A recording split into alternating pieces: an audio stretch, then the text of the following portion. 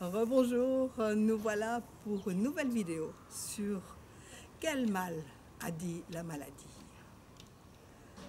Aujourd'hui, je vais vous parler des maladies dont nous sommes responsables. Parce qu'il y a plein de maladies dans lesquelles nous sommes totalement inconscients des causes et nous n'y sommes pour rien. Et puis, il y a des maladies dont nous sommes en partie conscients et qui sont d'origine comportementale, ce qui pose un problème, notamment avec ce qu'on appelle les maladies de surcharge. Donc là, aujourd'hui, je vais vous parler de la problématique de la mauvaise nutrition. J'allais dire malnutrition, mais ce n'est pas tout à fait juste, c'est pas comme ça qu'on l'entend, mais de la mauvaise nutrition, ou qu'on appelle aussi vulgairement la malbouffe. Et dans nos pays industrialisés, où il y a quand même pas mal d'abondance, il y a énormément de personnes qui sont en surpoids. Il y en a aussi carrément qui sont obèses. Et je vais aujourd'hui, en tant que médecin, poser un diagnostic et dire que nous sommes responsables de ce que nous mangeons.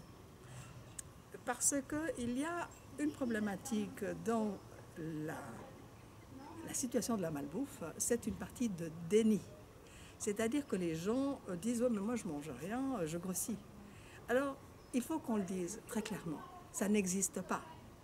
Si on a trop de poids, on mange trop. On ne peut pas inspirer des calories. Après, il y a des problématiques de métabolisme qui va plus ou moins vite ou plus ou moins lentement. Alors ça, c'est nettement réel. Et j'en parlerai dans mon e-book, dont je vous parle déjà depuis quelques vidéos, qui s'intitulera « Un autre regard sur la maladie ». Donc nous sommes effectivement inégaux par rapport à brûler les calories, mais en fait les calories que nous avons en nous les avons avalées. Maintenant, il y a chez les personnes qui ont un surpoids, et surtout chez les obèses, un déni. Le déni, il faut le nommer.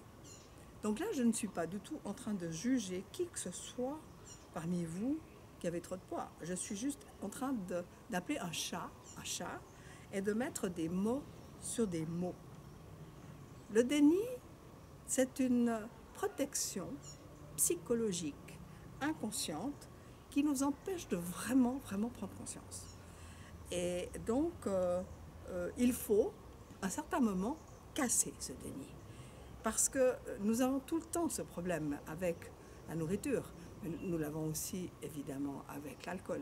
Mais là, avec la nourriture, les gens disent « mais je mange quasiment rien, etc. » Puis je grossis tout le temps. Donc ça n'existe pas. On va le dire.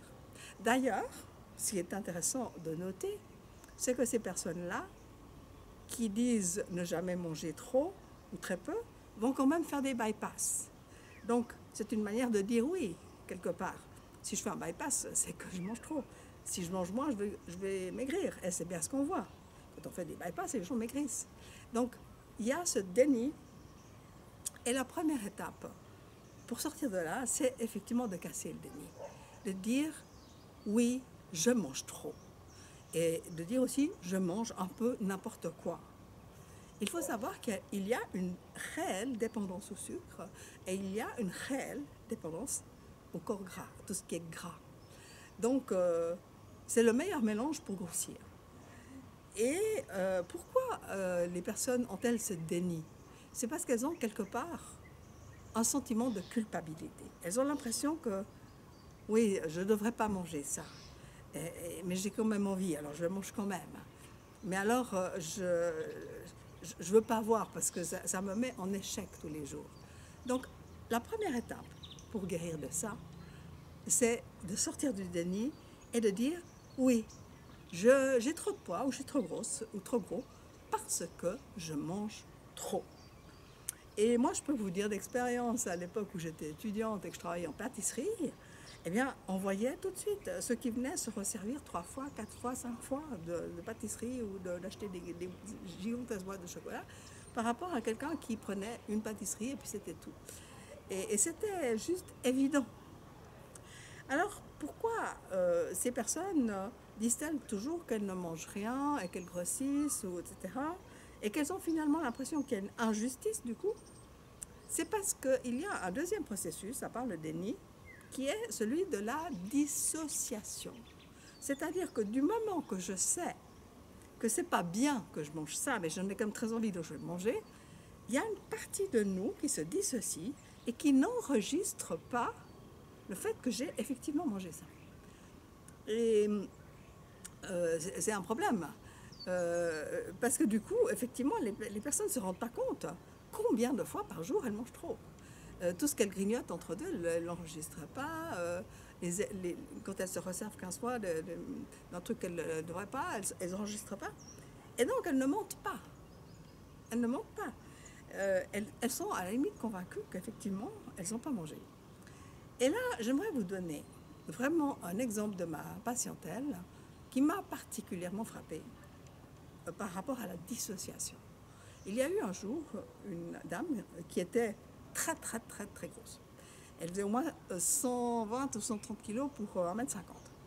Et donc, elle était malade de ça. Elle avait le diabète, l'hypertension, syndrome métabolique, enfin, il n'y avait rien qui allait. Elle avait mal aux genoux, elle avait mal aux hanches, elle avait mal aux pieds, elle avait mal au dos. Enfin, bon. Et moi, je voulais juste qu'elle perde 3-4 kilos pour qu'elle soit plus confortable. Mais elle venait toujours me dire qu'elle n'avait rien mangé, qu'elle mangeait que des 0% de matière grasse, etc. Et je savais que c'était pas vrai. Mais j'arrivais carrément pas à la contrer. Je veux dire, c'était tellement hermétique qu'elle mangeait rien. Et sa fille un jour m'a dit, mais si vous voyez, quand elle fait les courses, son chariot, il déborde tellement qu'on ne sait plus où mettre les choses. Donc, je savais très bien que c'était pas vrai, mais c'était pas accessible. Pourtant, un jour, elle est venue me raconter quelque chose. Elle m'a dit, je suis choquée. Et tant mieux, parce que ça l'a fait prendre conscience. Je suis descendue à la boulangerie pour manger une pizza. Donc là, elle était juste en train de dire qu'elle faisait de la malbouffe. Donc c'était déjà un petit pas.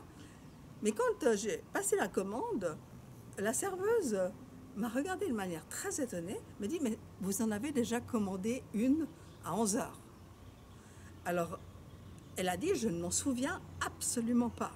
Donc à 11 heures, elle est allée manger une pizza, et à midi, elle est retournée pour remanger une pizza. Donc, vous voyez, la dissociation a fait qu'elle ne s'en souvenait même pas, et elle n'avait même pas le sentiment de satiété, parce que, je veux dire, si elle avait mangé à 11 heures, elle ne veut pas avoir faim à midi, donc il y a toute une approche comportementale sur avaler. Donc, il y a une partie de nous qui est responsable de ce que nous mangeons.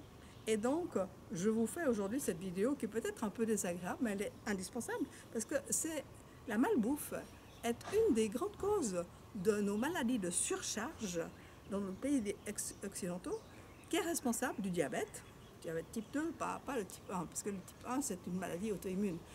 Mais le type 2, c'est une maladie de surcharge.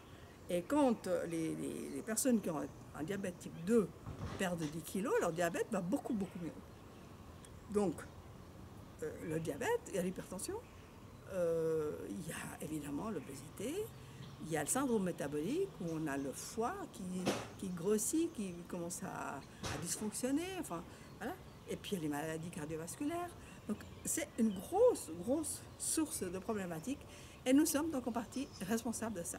Je dis en partie parce qu'il y a un bout comportemental dont je vous parlerai dans une autre vidéo qui fait qu'on n'est pas complètement responsable non plus. Donc il y a un bout sur cette partie-là où vous pouvez entendre et comprendre et prendre conscience que vous êtes responsable. Déjà, ça c'est un grand pas. Et puis après, le deuxième, ça va être de sortir de là. Voilà. Et dans la prochaine vidéo, je vais vous parler de la maladie alcoolique, parce que je suis donc alcoologue de formation. Et ça, là, j'ai beaucoup appris avec mes patients alcooliques. À tout bientôt pour la prochaine vidéo. Bye bye.